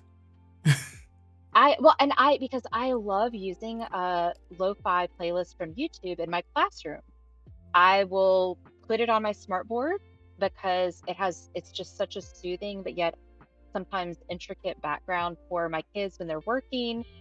And if a lot of times they're not allowed to play their personal music through their devices. And so I'm like, let me get some music going. Findle, a smartboard. So, okay, I'm going to say this. I am in the minority here. So, as much as I love like an actual smartboard that's a giant Android tablet, a Promethean board, holy fluff nugget. Holy fluff nugget. A Promethean board is like, that's my Let's jam. look I that up love because a I have Promethean no board. idea what that is. I'm like, it's kind of funny that you say that though, because I did like for when I cook, I put on some random show or movie or something, so that I can have something just going while I'm cooking. And Yeah, yesterday I started watching Prometheus again.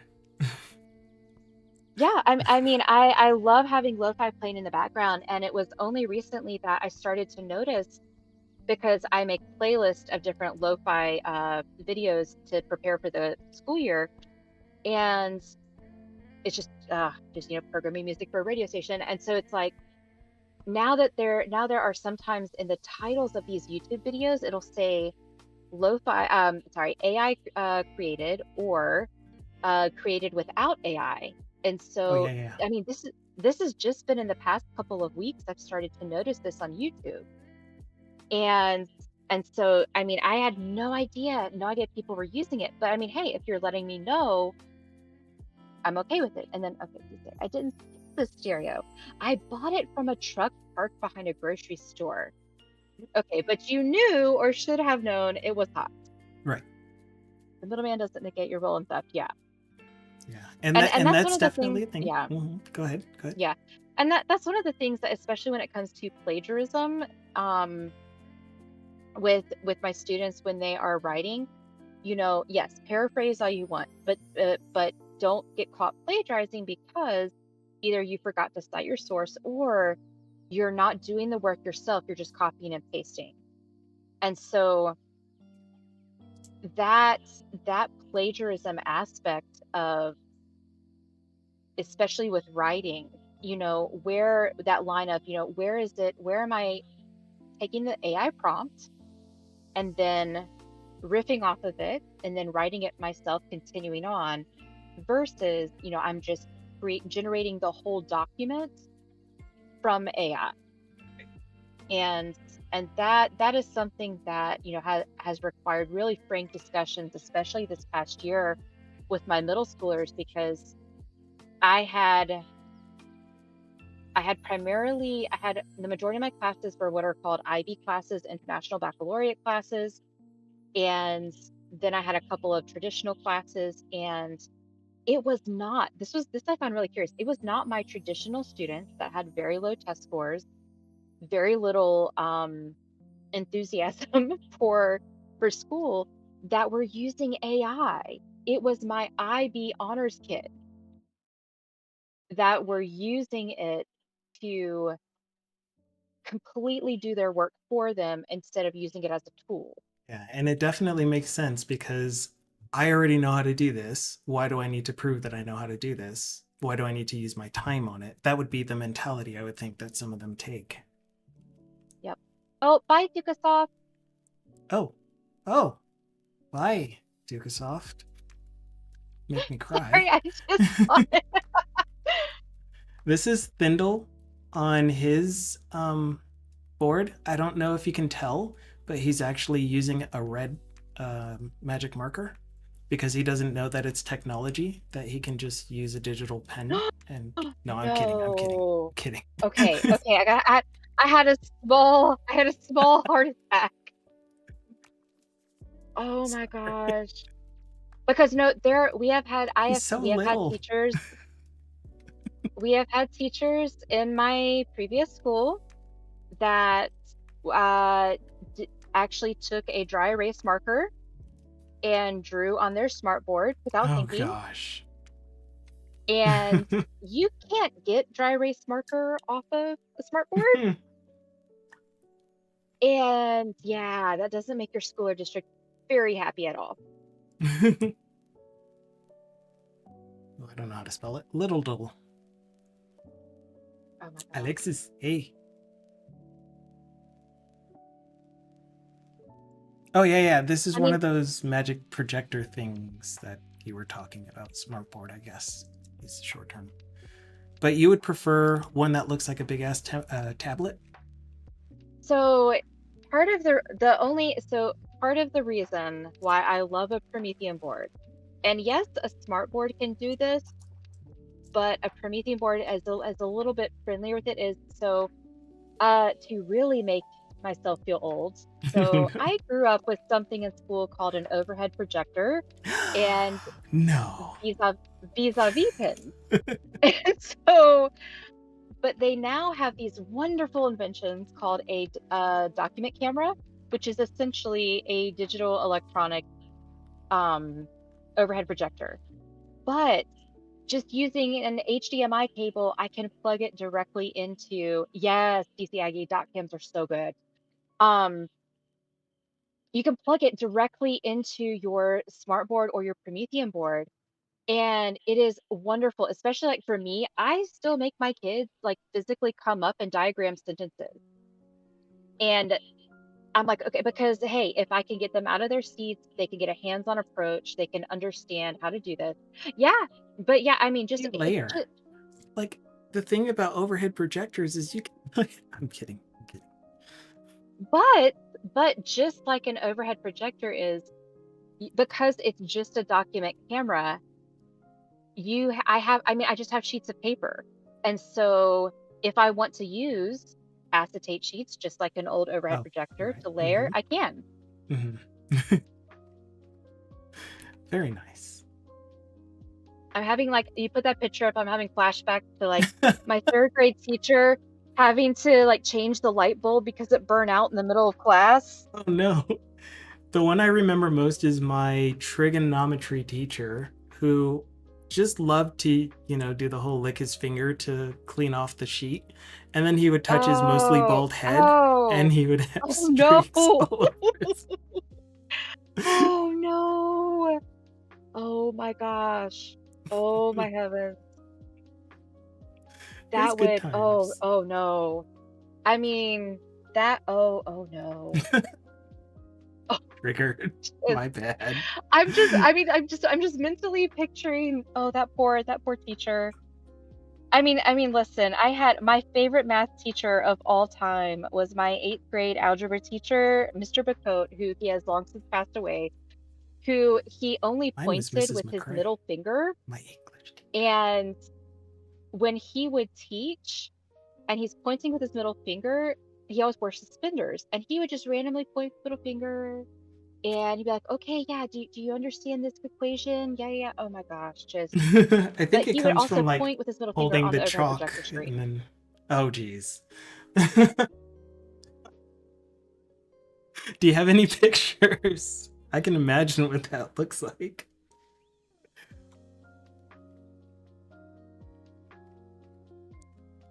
Oh no, did I scare her away? I No, didn't mean to laugh no. so hard at your teacher. My bad. Okay, I think where's the entire classroom of Chromebooks could probably run for 24 hours and use less energy than a. Oh no, no, no. I'm having issues with my ears again. No, it's probably not your ears. Like, I'm sure if you had music going, it wouldn't cut out. It's most likely my microphone. Why do you do So, this? oh my gosh, yes, Sindel, I forgot about the cooldown period. Um, but yeah, no, DC Aggie. So yeah, so because the district I just finished with was a Chromebook district, um, the one of the decisions that that district made that I completely was angry about because they only did it this past year. They did not allow students to bring their Chromebook chargers to school. And I understand, so part of it I understand because they wanted the kids to charge their Chromebooks before coming to school to be prepared. However, we're talking about 5, 6-year-old Chromebooks. They are missing keys, trackpads aren't working, very poor shape, battery life is horrendous. And then the district is requiring, as part of the curriculum, for the students to use these very power hungry programs. And so the batteries don't last all day. They barely last half a day. So I brought every single extra charger I had with me and I was like, kids, charge your Chromebooks because when you get to math, you're going to need it.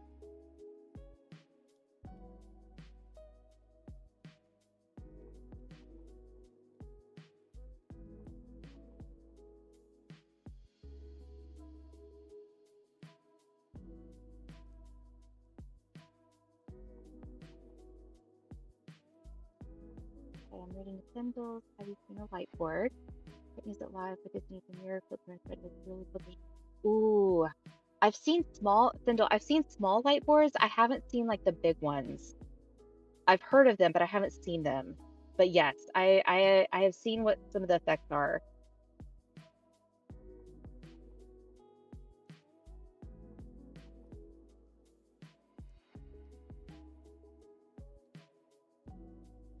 And yes, BC Aggie, I totally agree. Chromebooks are a very poor choice for school issued computers, which is why I'm thankful my new school district is a MacBook district.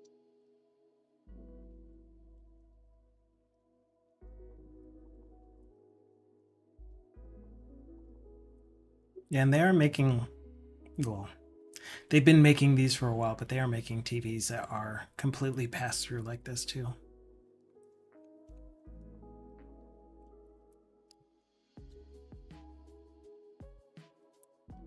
Wow. If anyone remembers what I used to use when on stream, when she was still at VMware. And then VMware fired everyone, and I haven't seen her since.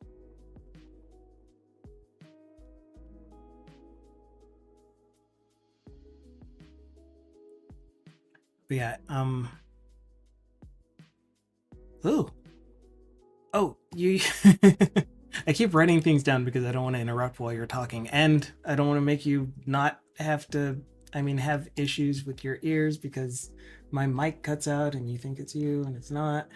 Anyway, you used a phrase that I've been looking for a very long time, and it's a very simple phrase: frank discussions. Those are the discussions that I'm trying to facilitate in our discussions surrounding AI here on the stream. frank discussions, not discussions that have a lot of carried baggage, but I keep using the term myself, sober discussions, where we Hmm. are looking at it together, talking about it, having disagreements, but not in a way that's just let me throw out this random negative or random overly positive thing that other people say, because that's not discussion at that point in time, in my opinion. Yeah. So No, I am especially so I mean I have said I'm ADHD. I am also on the autism spectrum. I'm very neurodivergent, wasn't diagnosed till I was an adult. And one of the things that I have really learned about myself in the process of after getting my diagnosis is that I have never been someone that does small talk. I'm like, give me the deeper conversations, give me those frank discussions to cut through the fluff. And think through the see, and you have so all of the terms. well, I mean, and it's just I mean, hey, I do wordage. I know. and, and so but with my students, and like I said, the discussions around AI and plagiarism and everything, because I mean, since I have been in the library education world, there's always been discussions about plagiarism or digital literacy, information literacy, and so AI is just another one of those Right, discussions to have right. repeatedly throughout the year. And a lot of it is you don't know what it's going to look like till it happens. And with my student, I had one of my very best friends who's also a teacher, but she teaches high school science. And she said to me, we were meeting for coffee earlier this summer, and she said, she was like, I love how direct and clear you are, but then you're also very warm and cozy. And I'm like, oh, bless you, that's what I go for. And so with my kids, and I am very direct, I'm very clear with them, and I'm very honest because I do not like the it's not even the apathy, but I tell my kids I don't put up with certain things and behaviors in my classroom that other teachers thrive on. Not even the kids, the teachers thrive on. Whether it is, I'm like, well, we don't talk bad about other teachers. If you have a serious issue, you come to me. We don't bully. We don't do this. I don't really like sarcasm. These are things that in my classroom, this is how I run it. This is how I conduct myself, how I expect you to, when you're in here, to conduct yourself. And if you're not used to it, it is okay. It takes time to learn how to be this way if you live in a world and a society and a culture that is not this way. And so I mean, with my kids, with my students, I mean, if I'm not at 100% because I have had a rough night medically because I have some medical issues, I tell them, I'm like, guys, Miss F is not at 100%, but here's our plan. We are going to make it and we're going to be totally okay. I need And to say that second it is, part myself. Like, I'm good at and communicating the part where I'm like, I am feeling extremely anxious and having a panic attack, and that's where I end. But reaffirming that last part would be helpful, I think, in future. it just takes practice. I mean, I didn't used to be that way. I had to learn and so but yeah, my kids, the I don't have a lot of the same behavioral issues that other teachers do because I'm just direct with them. I don't know Mm. how else No, I how agree. else. I have seen that in practice. My sister-in-law is also a teacher. She did sciences, all the sciences, super smart.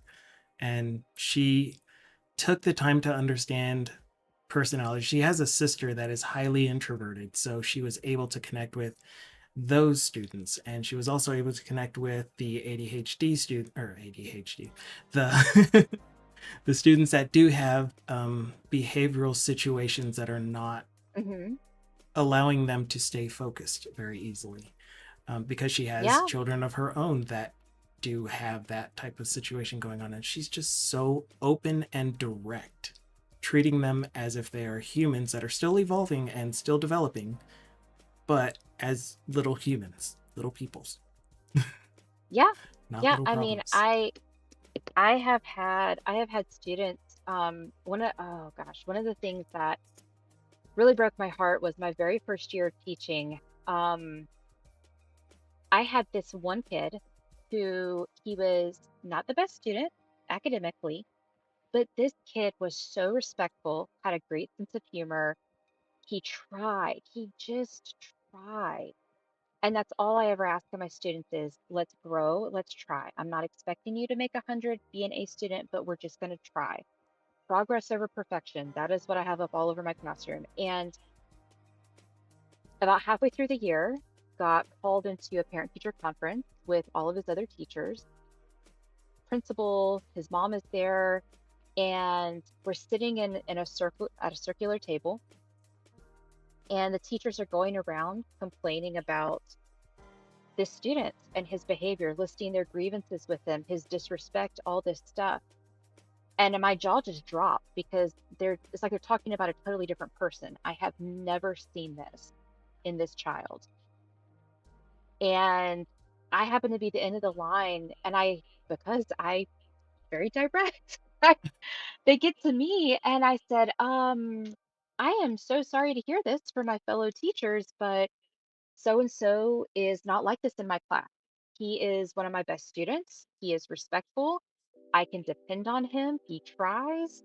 He is I love having him in class. I look forward to having him in class. I have called home to tell his mom he's doing well in my class. And the other teachers were just frankly, I mean, pissed off. They were so mad.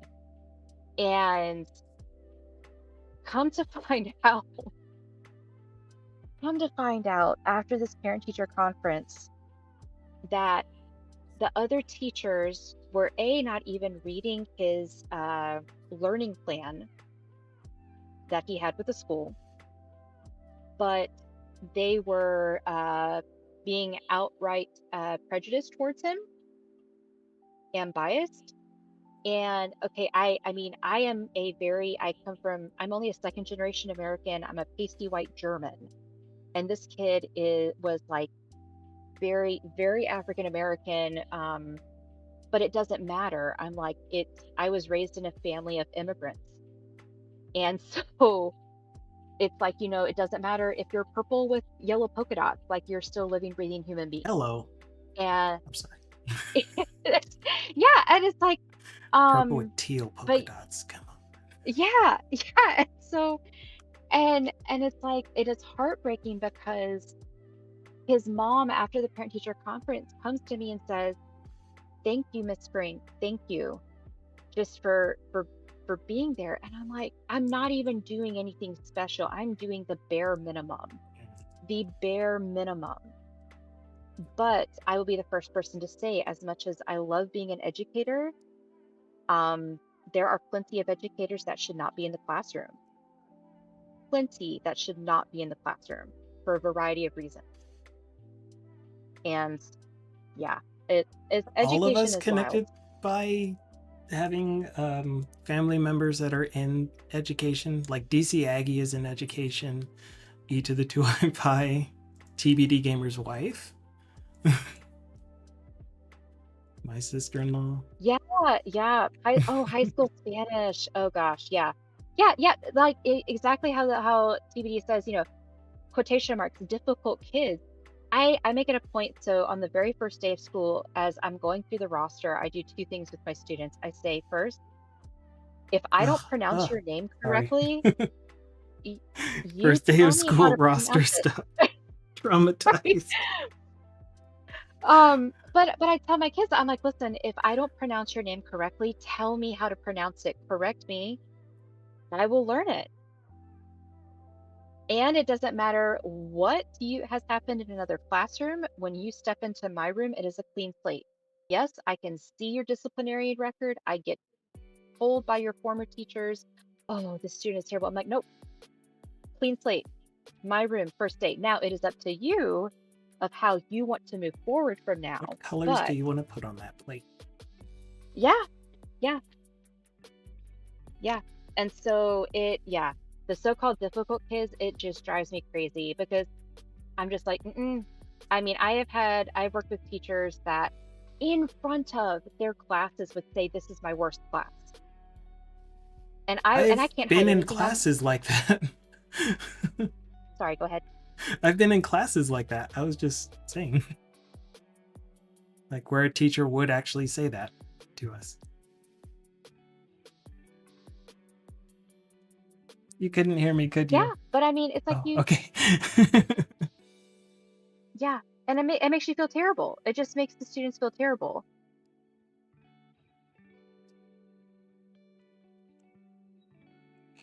My audio is doing weird things again. It's okay. Um, but yeah, I tell my classes, I don't have a good class, I don't have a bad class. I just have classes.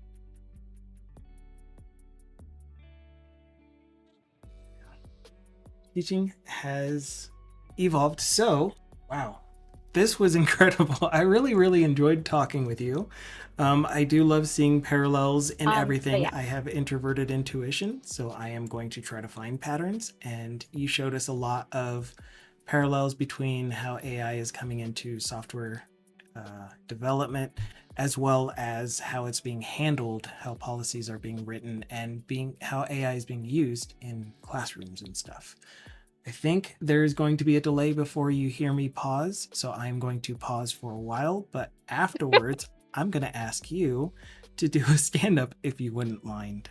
So here's my pause.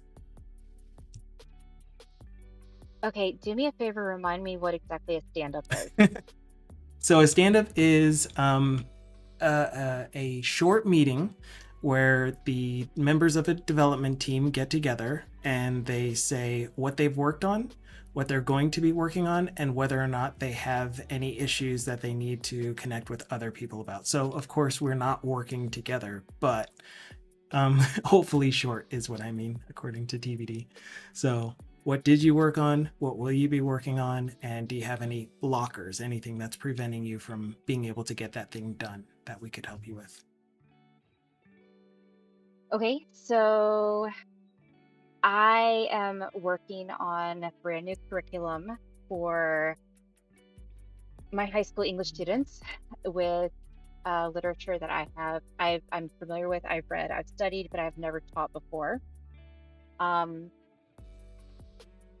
I'm not particularly having issues with creating my lesson plans, but especially for this community, something that I would welcome, whether you guys want to send me a message on Discord or here on Twitch, um, is any kind of tools, any kind of suggestions for actually using AI in the classroom as a tool, whether it's research or pre-writing. I would welcome those because anything I can be aware of or actually use to help my students is ultimately going to help everyone. And so, yeah, that's that's about it. Cool. And if you get the chance, can you post the invite link for your Discord? Yes, I can actually do that right now if I can navigate without. Okay, there we go. There's Tools the for link. AI Let me use copy it classroom. Yes. and okay, let me post the link. There we go. Awesome. Post it in chat. Very, very cool. So join Plump's Discord. She also has a again, I don't know if you are advertising this. I really liked what you have been writing when you have had the chance to. But she does have a Oh, thank subreddit. you. So definitely check A that out. Substack, yeah, yeah. Substack is what I said, subreddit. It's okay. But yeah, thank you so much for just letting me just talk about, the AI policies because like I said, as we don't know what's coming down the pipeline for my district, as soon as we do know, I will be sure to let you guys know. Awesome. I think we're supposed to all applaud. You won't hear my applauds because crisp, but thank you again. Oh, wonderful. Thank you guys for having me. I'm gonna sign out on Substack Overflow. All of the Um, above. oh, that's so, oh gosh. But yeah, if you just search for Plum Tardigrade on Substack, I'll pop up. I'm the only one. But yeah, I'm gonna hop off voice chat now, and you guys have a wonderful weekend. You Take as care of well. yourselves, hydrate, read something good, play something good, all that jazz. Arigato. All right, everyone. That was Plump Tardigrade, who was giving us all the information that we just said about 3 or 4 other times by now. It was really cool to hear how she is using AI in the classroom as as a tool for doing assignments, but also all of the things related to making sure that she is still, or that her students are still learning, because that's the point of it. So I think we can take some of those into our software development mindset and realize that we can use AI as a tool. Again, you do not have to. This is the beauty of this too, is that you do not have to do this. You do not have to agree with this being something that you do. But I would also recommend allowing the opportunity for other developers to maybe utilize it in this way as well. And to, if you hear that someone is using AI and you don't think that they're using it the right way, then you might have some ways to approach it as, here's a learning opportunity, here's a teaching opportunity. If you use AI to generate just the code without understanding the code itself, I hear this from a lot of people, then you're using it incorrectly. So instead, here are ways that you can use it and learn from it. And while you're doing that, one big thing that I took away from this, and this is not going to be for everyone, but one big thing that I took away from this is have a little analog notebook that you have, that you write down notes as you are working with the AI of what your understanding is of what it's doing. The process of writing really does hone your mind, your thought into the thing that you're writing down. There was a show, Dark Matter, that really pointed this out. And I had an inkling about this, but when you're writing, it's really difficult to think about anything else other than what you are writing. So that is one way to maybe understand what the AI is generating for you. So anyway, I'm not going to go into too much of that. The one thing that I did want to mention though is, a while ago, maybe 2 Fridays ago, I was trying to think of the name of the association that had the ethics and stuff, and it had the thing that you would say when you are graduating from university as a computer scientist, at least from K-State, is they have you read through and understand the ACM Code of Ethics. So I still don't really know what ACM stands for. It was in here before. I don't know where it went. But they are in line with the IEEE and all of that stuff. The Association for Computer Machinery. Yeah. So I strongly recommend that anyone that has not heard of the Code of Ethics and Professional Conducts guide, just take a glance at it. Read through it, because I think that this is going to also hold true for the way that we use AI in our technology space. These are guidelines for how we use how we do software development, how we use technology, how we create technology. And if we keep these things in mind, that will naturally lead to using AI in a responsible way, in my opinion.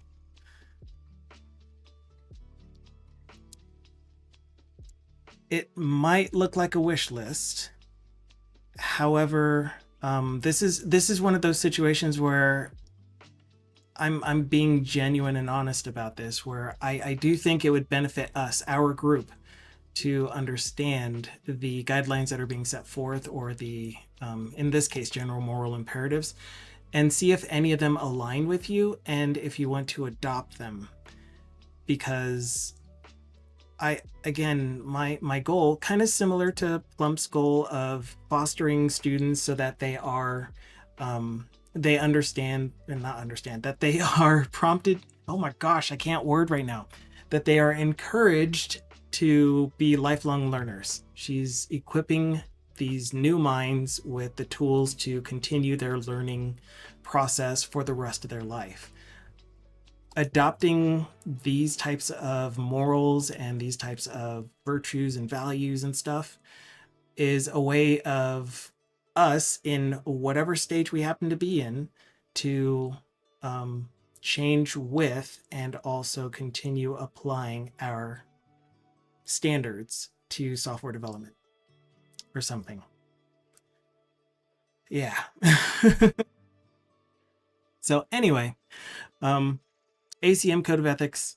That was the thing that I was trying to refer to. That's all. My stand up, though, I'll go to the screen for it. My stand up is that today I have been working on formatting. I was going to say reformatting, formatting all of the reports that are being generated by RTrack. There's only 3 of them.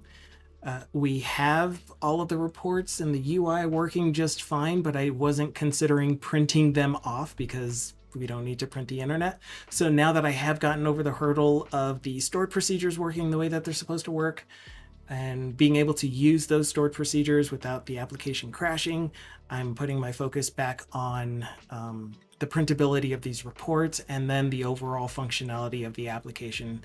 Make sure that all gets tested. So that's what I'm doing for the rest of the day today and into next week until our track is finally done and we can have the final version published to production. So that's my time. I didn't necessarily remember to invite, thank you TBD, invite the rest of you to also post a stand-up. TBD did, which I am grateful for. Thank you for leading the way. But TBD did say, I think that transcends AI specifically. We'll read the through. And again, I'm not giving you homework. I'm just saying this would be a cool thing for us to do because I guess I didn't finish this statement. The community that I'm trying to foster is one that is not just here to joke about AI. That's, if you want to do that, cool. Just don't do it here for a while, at least. If you want to discuss AI, if you want to talk about how AI is being used, I would like some frank discussions regarding it. So Plump said, thanks for allowing me to have a frank discussion that cuts through the fluff um, of all of these sarcastic comments, all of the, I'm calling them throwaway comments, but I really don't want to call them that because it sounds offensive to my ears and I don't want to offend you. But these comments that don't contribute to the conversation in a productive way, in a way that fosters this community that I would like to encourage to exist. I want us to be leaders in the adoption and use of AI in software development in a sober way. In a way that is fair, not saying AI solves all of our problems and not saying that AI is totally useless, but being genuine about our ideas and thoughts and not just parroting. Okay, so that said, we are done for the week, for the day. So I hope you all enjoyed your time here. I hope you enjoyed having Plump Tardigrade as a guest on here, talking about all that she was talking about. I certainly enjoyed our conversation. And yeah, we are going to raid out. Oh, except I didn't actually read TBD's stand-up. Dagnabbit. TBD says, my stand-up, we're going to see if it's cooled down so that we can do another shout out for you. Yes. So TBD stand-up is this week has been awesome. Thank you for so many great streams. You had some fun, fantastic conversation streams that were just so engaging. So I love that. I hope you get to have more of that. It was very, very cool. Got moving on notifications on Liquid Sky next week, getting the notifications methods flowing, and the AI stream probably next Friday. No blockers. Have a fantastic weekend. We will see you about.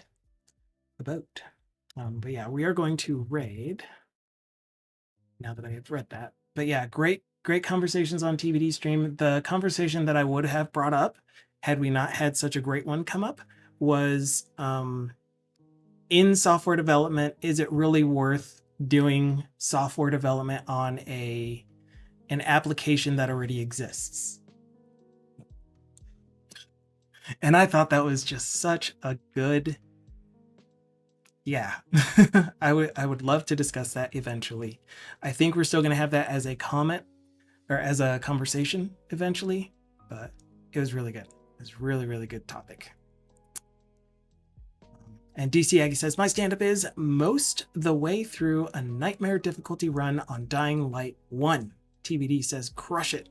And yeah, so TBD, I hope some of your downtime includes some more GT7.